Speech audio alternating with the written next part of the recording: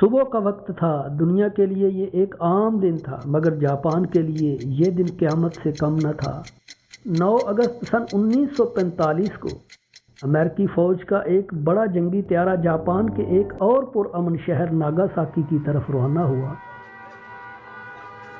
اس طیارے کے نیچے لٹکا ہوا تھا ایک خوفناک ایٹم بم، جس کا نام رکھا گیا تھا فیٹ مین۔ یہ بم نہ صرف ظاہری وزن میں بھاری تھا، بلکہ تباہی کے لحاظ سے ہیروشیما والے بم سے کہیں زیادہ طاقتور اور خوفناک تھا۔ جیسے ہی گھڑی نے صبح 11:02 کا وقت بتایا، ناگاساکی کے آسمان سے قیامت برسی۔ فیٹ مین بم گرا اور ناگاساکی کا دل پھٹ گیا۔ وہ علاقہ جہاں بم گرا اس کا نام تھا اوراکامی۔ یہ علاقہ شہر کا سب سے گنجان آباد حصہ تھا۔ یہاں لوگ بازاروں میں خریداری کر رہے تھے، اسکولوں میں بچے سبق یاد کر رہے تھے، عبادت گاہوں میں دعائیں ہو رہی تھیں اور گھروں میں مائیں بچوں کو ناشتہ کھلا رہی تھیں۔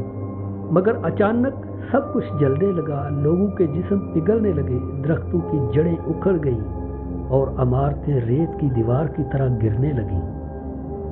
بم کا مرکز تھا جاپان کا سب سے بڑا گرجا گھر۔ جس وقت یہ بم گرا، اسی وقت لوگ اس گرجا گھر میں عبادت کر رہے تھے۔ بس ایک لمحے میں یہ عبادت گاہ راکھ میں بدل گئی۔ عبادت کرنے والے لوگ جل کر خاک ہو گئے۔ یہ صرف انسان نہیں مرے، بلکہ انسانیت مر گئی تھی۔ ملبے کے نیچے سے کسی ماں کی چیخیں سنائی دیں، یوگو میری بچی کہاں ہو؟ ماں آئی ہے تمہیں لینے۔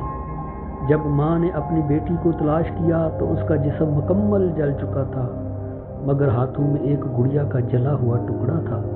ماں نے گڑیا کو سینے سے لگایا، پھر اس نے آنکھیں بند کی اور ہمیشہ کے لیے خاموش ہو گئی۔ جنہیں زندہ کہا جا رہا تھا وہ دراصل زندہ لاشیں تھیں۔ کسی کی جلد ہڈیوں سے چمٹ چکی تھی، کسی کے چہرے پر صرف ہڈیاں باقی تھیں، کسی کی آنکھیں پگھل چکی تھیں اور کسی کے جسم سے خون کی بجائے دھواں نکل رہا تھا۔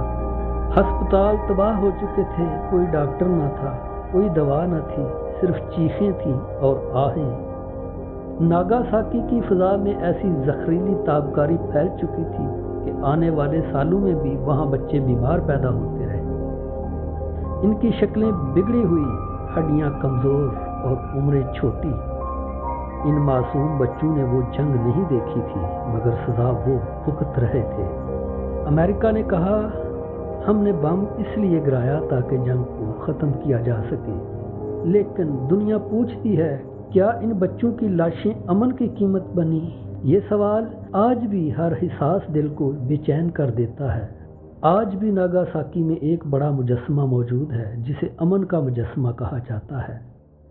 یہ ایک شخص کا مجسمہ ہے جو آسمان کی طرف انگلی اٹھائے ہوئے ہے، جیسے چیخ چیخ کر دنیا کو کہہ رہا ہو یہیں سے آسمان سے آگ برسی تھی، اب یہاں صرف دعا برسے۔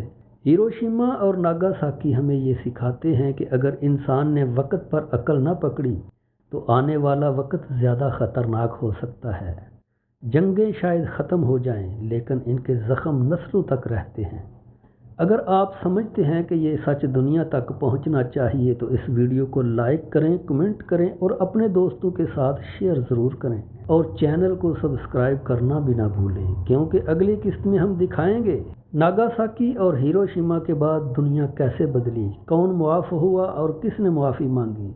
اللہ حافظ۔